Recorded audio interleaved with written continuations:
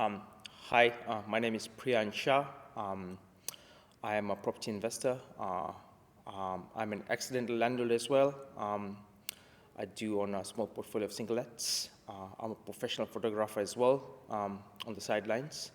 Yeah, I think what I've taken from today is all about mindset, and having a strong why. Um, I've been through this process with a mentor 3 months ago, where we had to kind of document our why. But I think today again it's re-emphasized that I need to kind of focus on my why, and then use that why to kind of propel myself literally in terms of what I want to achieve. Sure. I mean, I think it all arose literally from the properties that I already have in my portfolio.